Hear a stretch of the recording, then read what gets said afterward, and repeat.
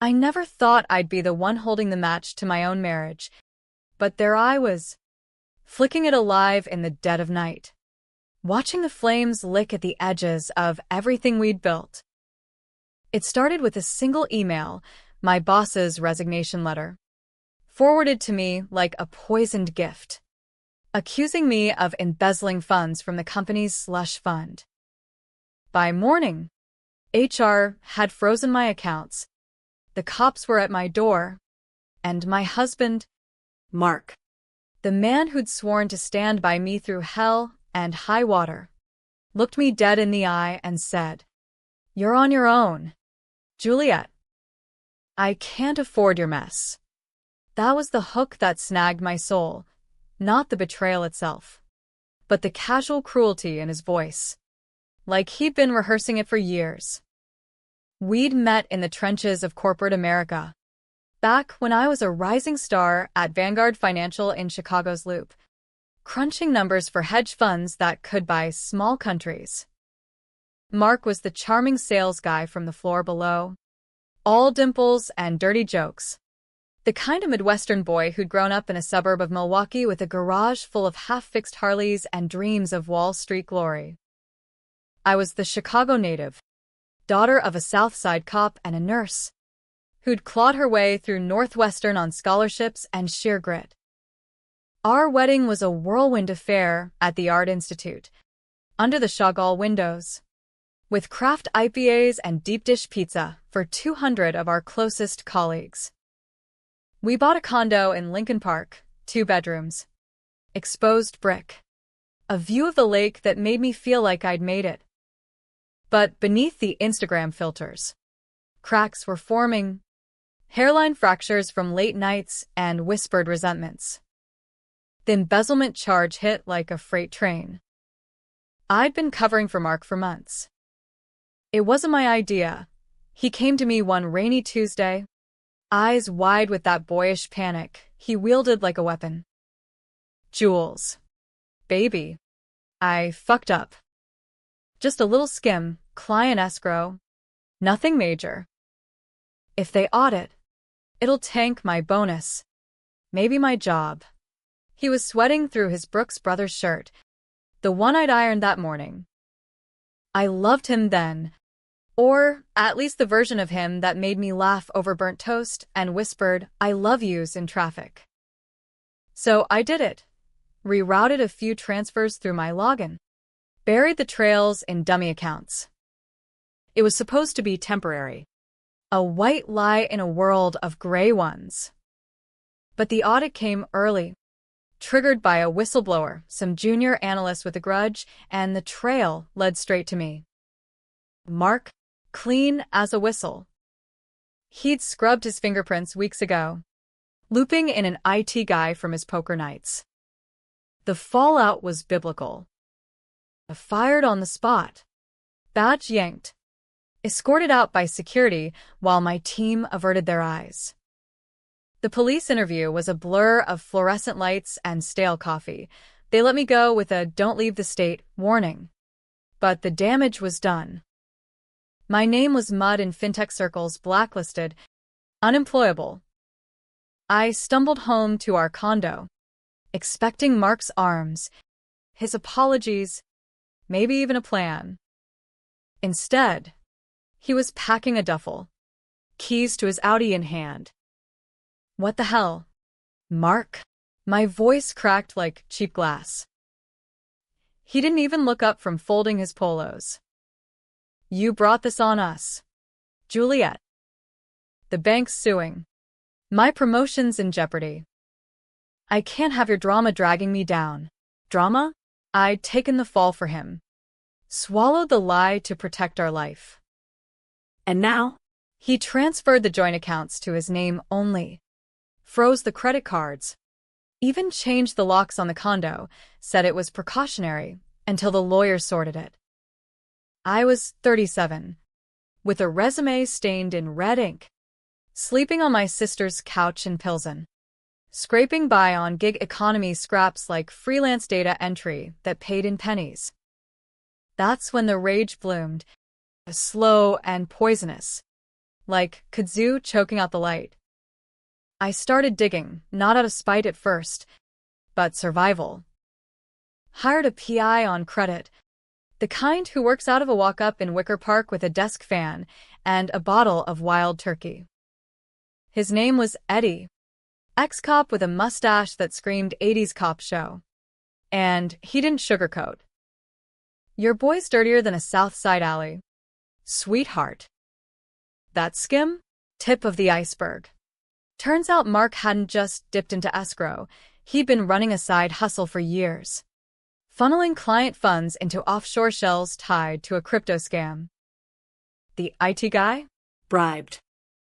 Our accountant? In on it. Cooking books during tax season. And me? The perfect patsy, smart enough to cover tracks, loyal enough not to snitch. Eddie slid me a USB drive thick with screenshots, emails from Mark to his partners, laughing emojis after mentions of the wife taking the heat. One line gutted me. Jules is solid gold, dumb as a brick when it counts. But she'll never rat. I sat on my sister's lumpy futon, staring at the drive's glow. The city humming outside like it didn't care. Betrayal isn't a word. It's a blade. Twisting slow. Mark wasn't just cheating me out of money. He'd rewritten our history. Turned me into the villain in his hero's journey. But Eddie had more. Mark's new girlfriend, a 20-something intern from his office named Riley. All Pilates and Pinterest boards. They'd been shacked up in a Wicker Park loft he'd rented for work, posting sunset selfies while I pawned my engagement ring for rent. The kicker? Riley was pregnant. 6 months. By the grainy photos. My husband, the man who'd cried at our vows, building a new life on the ashes of ours. Rage turned to resolve that night, over a shot of tequila at a dive bar on Division Street. I wouldn't go to the cops, not yet. They'd drag me down with him. Accessory after the fact. No. This needed to be personal. A reckoning that left scars but no cuffs. I started small, anonymous tips to his colleagues, whispers of irregularities that made his water cooler chats dry up. Then bolder, hacking his email with a password he hadn't changed since college, our anniversary. The bastard. I leaked just enough to his boss, a memo trail hinting at questionable transfers, nothing prosecutable, but enough to freeze his assets. Poetic justice. Right? He was calling me nonstop by week 3. Voicemails slurring apologies laced with blame. Jules. Come on. This is killing us. Riley stressing the baby helped me fix it. The baby. Like it was mine to fix. But I was just warming up. Eddie connected me with a fixer. A ghost in the machine named Lena, who ran dark web ops from a basement in Logan Square. She was all tattoos and tech. A queer hacker with a grudge against Wall Street wolves. For a cut of whatever I netted, she'd weaponize the dirt. We built a trap, a fake investor profile. Elena Voss, dangling a 7-figure deal. Mark bit hard. Meeting Elena at a steakhouse in River North. Tie loosened. Charm dialed to 11. I watched from a booth across the room, disguised in a blonde wig and oversized glasses, nursing a gin and tonic that tasted like victory. He pitched the scam like it was gospel, offshore yields. No taxes. Guaranteed returns. Lena recorded it all. Crystal clear. His face lit by candlelight, bragging about past successes that sounded suspiciously like my downfall. The climax brewed over weeks. A storm front rolling in off Lake Michigan. Mark's world crumbled, clients pulling out, the bank launching an internal probe, Riley decamping to her mom's in Naperville with threats of a paternity suit if he didn't man up. He showed up at my sister's door one drizzly Thursday, soaked to the bone, eyes hollowed like a junkie's. Juliet, please. I need you. We were in the kitchen. My sister tactfully absent. The smell of arroz con pollo lingering. He dropped to his knees, actual knees, right there on the linoleum. Tears carving tracks through the grime on his face. I was scared. Okay? The money. The pressure, it got away from me. But you're my rock. Come home. We can start over. For real this time. His hands clutched my jeans, voice breaking on sobs that echoed our wedding night promises. Part of me, the old me, the one who'd ironed his shirts, wavered. Was this redemption? Or just another flip? Another mask slipping off only to reveal another? I laughed.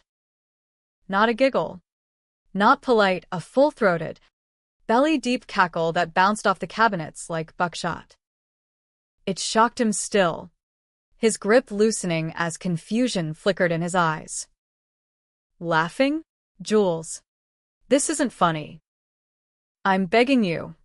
But it was. Hilarious. In that dark, cosmic joke way. The man who'd cut me adrift, who'd built an empire on my silence, now groveling like a character in one of those true crime podcasts we used to binge. Get up, Mark, I said, voice steady as steel. You're not begging for me. You're begging for the life you torch. I pulled the USB from my pocket, dangled it like a noose. Everything's here. The schemes, the shells, the emails calling me you're a dumb brick. And that video? With Elena? It's already with the feds. Anonymous drop. Time-stamped yesterday. His face drained to ash. You wouldn't. Juliet. Think about it, we're family. Family. The word hung there. Toxic. But here's the controversial bit. The part that'd split a jury. I hesitated. Not for him, but for the unborn kid. Riley's baby with his eyes. Innocent in this shit show. Exposing him fully meant audits. Trials. Maybe prison time. Collateral for a child who'd grow up visiting daddy through plexiglass. Was I the monster now? Torching bridges with a nursery attached? Or was mercy just another leash? I chose the gray. Leaked the video to his board. Not the DA. Enough to bury his career. Seize his assets. Leave him scraping like I'd been. But the kid? Safe from the slammer's shadow. He staggered out into the rain, duffel forgotten, muttering, "You bitch," like a prayer. I watched from the window, laughter fading to a hollow ache. Victory tasted like ash, but damn if it didn't burn clean. The days after Mark's kneel and plea blurred into a haze of caffeine and callbacks. My name was still poison in hiring pipelines.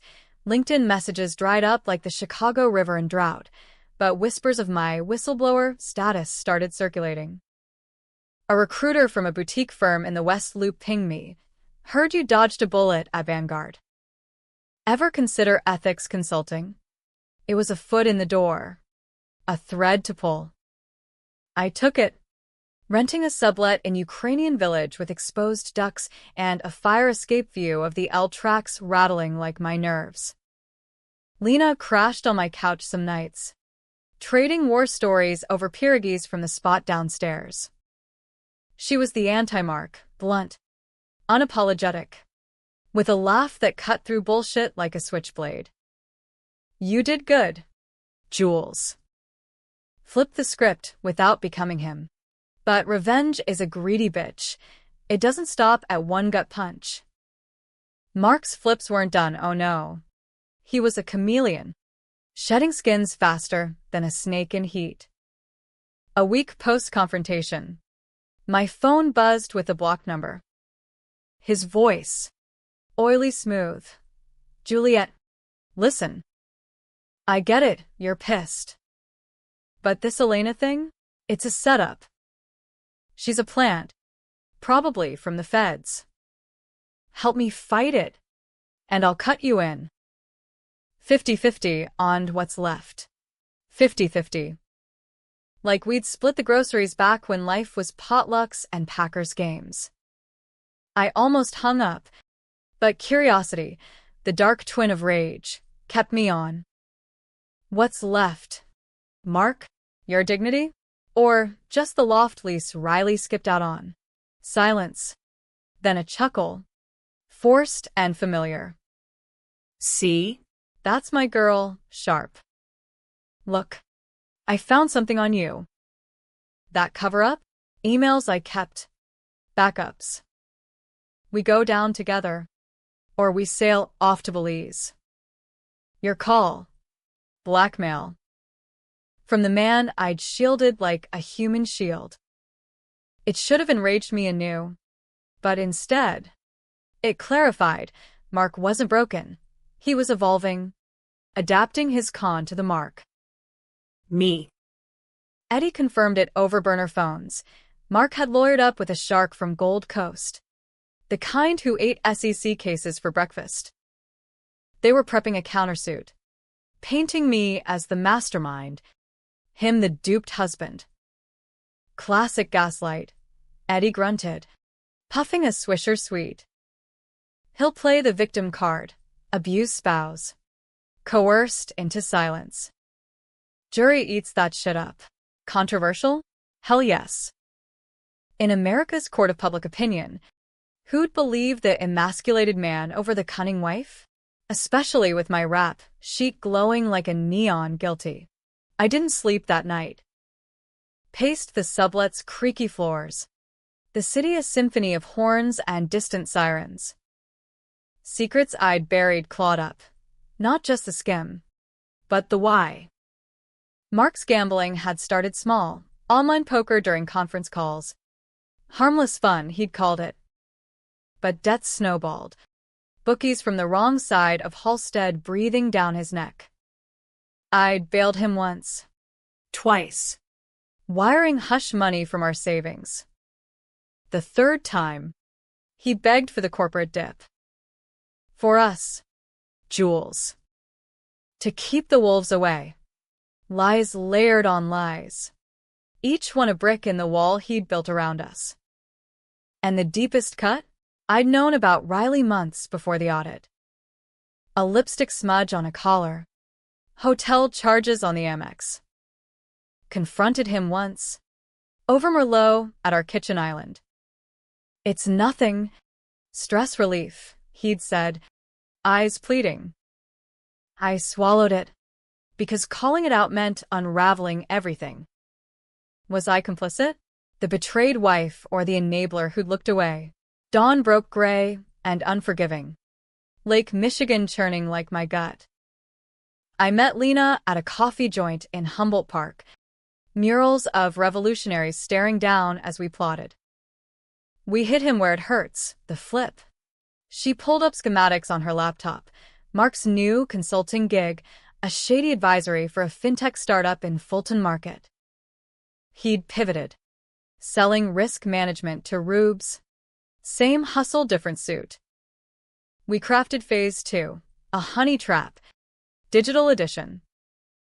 I posed as Sophia Grant, a venture capitalist from Silicon Valley, emailing enticements about disruptive fraud detection tech. He responded in hours. All polish and propositions. Virtual meetings followed, me in a power blouse and red lip. Voice modulated through software. Spinning yarns of seed funding. He bit deeper each call, dropping hints of his past indiscretions like breadcrumbs. Fishing for absolution. The tension coiled tight. A spring wound to snap. Mark's countersuit filed mid-month. Splashed across Crane's Chicago business. Ex-husband sues embezzler wife for defamation. The comments section was a bloodbath, trolls calling me a gold-digging harpy, women's forums debating if I'd pushed him to cheat. Polarizing. Just like the revenge playbook. My sister, Maria, cornered me over FaceTime from her shift at the hospital. Jules, this ain't you. Walking away's the real power move. But walking away meant letting him win, rewriting me as the villain in our shared obituary. No. I'd finish this. Consequences be damned. The Sting went live on a Friday. Rush hour choking the Dan Ryan. Sophia invited Mark to a closing dinner at RPM Steak, the C&B scene spot where deals were sealed over dry-aged ribeyes. I arrived early, wired for sound, heart hammering like a bass drop at Lollapalooza. He swept in 20 minutes late, Armani suit hugging his frame, that dimple flashing like a lure. Sophia, you look even better in person. We clinked glasses, his scotch neat, mine sparkling water with lime, small talk veering to war stories. Ever cover for someone you love? He asked, eyes gleaming. I leaned in, channeling every rom-com betrayal scene. All the time. But love's a gamble, sometimes you fold. He laughed, mistaking it for flirtation. Then spilled. The skim. The shells. Even a nod to framing the wife to save my ass. Lena, monitoring from a van outside, captured it all. Video. Audio. The works. But here's the gut twist. The moment that'd make readers pick sides, as he monologued, pride swelling his chest. I saw it, a flicker of the boy I'd met, vulnerable under the veneer. The debts weren't just vice, his dad had died broke, leaving Mark with a chip the size of Lakeshore Drive. I'd known that, buried it under our fairy tale. Exposing him now? It'd shatter more than his ego, his mom's nursing home bills, his sister's tuition fund he'd borrowed from. Mercy or masochism? I pressed send on the file to his startup's board mid-appetizer, watching his phone buzz across the table. His face shifted, charm to confusion to fury, as the waiter poured our wine. You, he whispered, fork clattering. Sophia? Juliet. You crazy bitch. I stood, tossing the napkin, the restaurant's hum fading to white noise. Crazy? No. Mark. Calculated. You taught me that. Security hovered as he lunged, but I was out the door, heels clicking on Michigan Avenue, rain slicking my escape. Sirens wailed in the distance, not for me, but close enough to taste freedom's edge. Back in the sublet, Lena high-fived me over takeout lo mein, but sleep evaded. Mark's texts flooded. Rage. Please. Threats. You'll regret this. We're not done. The controversy simmered. Had I gone too far? Turning his flip into my forgery? Or was it justice? Raw and unfiltered. The American way. Sink or swim in the shark tank you'd stocked yourself. The backlash hit like a polar vortex, freezing everything in its path. By Monday, Mark's startup imploded, board ousting him in a terse press release. Assets liquidated to cover potential liabilities. He didn't call, instead. Process servers showed at my door with an amended suit, now alleging extortion and identity fraud.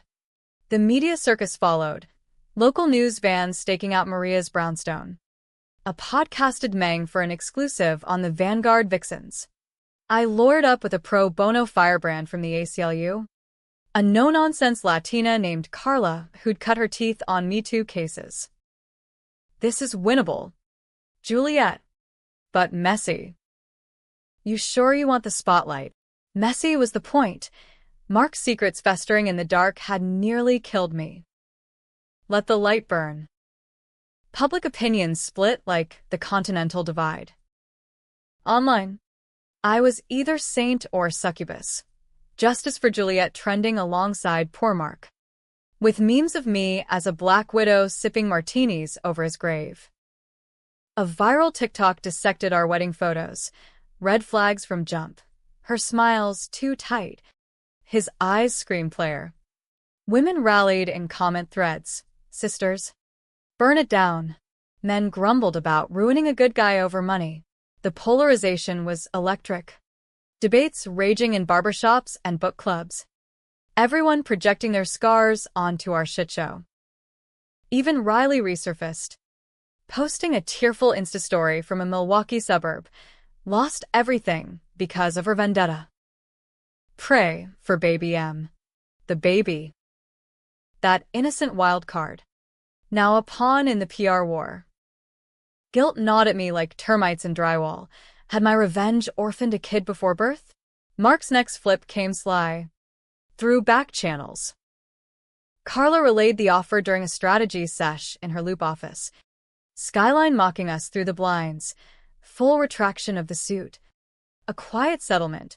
$500,000 wired to my account. Non-disclosure ironclad.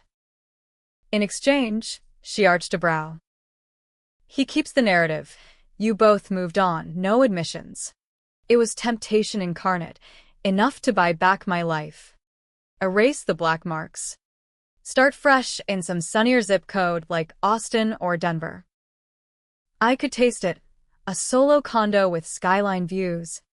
Consulting gigs under a scrubbed alias. Therapy to unpack the wreckage. But swallowing his script meant erasing mine. The nights on the futon. The laughter in the kitchen that masked my hollow core. Tell him no, I said, voice flat as the prairie. And leak the settlement attempt to the Sun-Times. The leak lit the fuse. Headlines screamed, embezzlement hubby offers hush money, turning Mark's victim act to vapor. He cracked then, showing up unannounced at the Ukrainian village sublet, gaunt and unshaven. A ghost in a hoodie 2 sizes too big. Lena buzzed him up her idea. Let's end this theatrical bullshit. And there he was in my doorway, reeking of bourbon and regret. Jules. Can we talk? Like adults. The living room was a war zone of takeout boxes and laptop cables. He perched on the futon like it might bite, hands fidgeting with a frayed seam. I leaned against the kitchenette counter, arms crossed. The USB drive, now backed up a dozen ways, burning a hole in my pocket. He spilled it all. Unprompted. A confessional torrent. The gambling? Rooted in his old man's suicide. Debts that had driven the man to a garage hose. The skim? Desperation masked as ambition. Promising Riley stability he'd never given me. I loved you, Juliet. Still do. In some fucked up way. But I was drowning, we were drowning, and I picked me first. Vulnerable Mark. The one I'd glimpsed at RPM. Eyes pleading for a lifeline. It almost worked. My throat tightened. Memories flashing like faulty reels. Road trips to Door County. His hand on my knee during blizzards. But then the flip, the telltale shift. His gaze sharpening. Help me, and I'll make it right. Drop the leaks. Testify it was mutual. We walk away legends. Whistleblowers. Not criminals. There it was. The hook beneath the bait. Not redemption, but recruitment. He wasn't begging, he was building a new con. Us against the world. With me as the fall guy Redux. The room tilted. Rage surging like adrenaline in a cage fight. I laughed again. Not the cathartic bark from Maria's kitchen, but a low, venomous chuckle that made him flinch. Legends? Mark. Were punchlines. You made sure of that. I pulled the drive. Slotted it into my laptop with deliberate slowness. The screen blooming to life with his damning video. His face, candlelit, arrogant, filled the space between us. This goes public tomorrow. Full drop, feds. Press. Even Riley's lawyer. Unless. What? You want me to perjure myself? Again? He lunged for the laptop. desperation twisting his features. But Lena materialized from the bedroom like a specter. Taser in hand, non-lethal. But the threat hummed. Easy. Cowboy. Mark deflated. Sinking back. Sobs racking him anew. Please. Jules. The baby's due in 3 months. My mom's dying, Alzheimer's. Stage 4. If I go down, they go down. Bombshells, each one a shrapnel piece. His mom. I'd visited her once. Frail in that Kenosha facility. Humming Sinatra tunes. The baby. Faceless but real. Kicking in Riley's belly. Controversial calculus. Torch him fully. And innocence jar. Pull punches. And he slithers free. Waiting to strike again. No clean lines. Just shades of gray in a world that demands black and white verdicts. The twist hit me then. Sharp as a switchback on the Kennedy, I was him. The flips. The calculations. I'd mirrored his monster. Justifying every leak as necessary. Every lie as balance. Was revenge justice? Or just vengeance in a pantsuit? Readers would argue it out in bars and threads. Team Juliet. The phoenix rising. Team Mark. The flawed everyman crushed by a scorned woman's wrath. Or maybe no teams, just mirrors. Reflecting our own hypocrisies. I chose the abyss. Sign this, I said, sliding over papers Carla had prepped. Full confession. Asset forfeiture to a victim's fund, including restitution for the skim's hurt. No jail, plea deal in the works, but exile from our world.